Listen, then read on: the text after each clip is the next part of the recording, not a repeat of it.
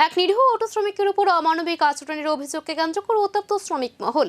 ঘটনার প্রতিবাদে সরব হল শ্রমিক সংগঠন all India road transport workers federation. Tripura শাখার উদ্যোগে শ্রম অধিকর্তার নিকট ডেপুটেশন প্রদান করা হয়। অভিযোগ, বিজেপি পরিচালিত সরকারি মন্ত্রী শান্তনু চাকমা নিরীহ এক অটো শ্রমিকের সঙ্গে অমানবিক আচরণ ও আক্রমণ করেছেন। এই ঘটনার প্রতিবাদে এবং মন্ত্রী শাস্তির দাবিতে সংগঠনটি এই ডেপুটেশন প্রদান করে।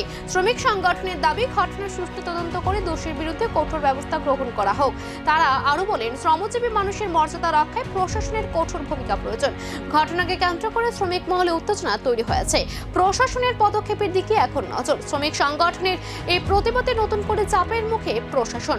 এখন দেখার তদন্ত কি দিকে এগোয়। বন্ধুগণ, আপনারা শুনেছেন যে গতকাল আমাদের ঊনকোটি জেলার পেচারথলে আমাদের বিজেপি পরিচালিত সরকারের মন্ত্রী শান্তনু চাকমা যখন ওনার কর্মসূচিতে যাচ্ছিলেন, তখন রাস্তার মধ্যে একটা জ্যাম বা এরকম কিছু ঘটনাকে কেন্দ্র করে উনি সরাসরি গাড়ি থেকে নেমে একজন নিরীহ অটো শ্রমিকের উপর অমানবিকভাবে শারীরিক আক্রমণ সংগঠিত করে।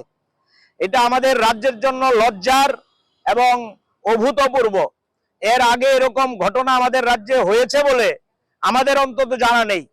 এই নিরীহ শ্রমিকের উপর এই অমানবিক আক্রমণের বিরুদ্ধে আজকে জরুরি ভিত্তিতে আমাদের রাজ্যের পরিবহন শ্রমিকদের সবচেয়ে বড় সংগঠন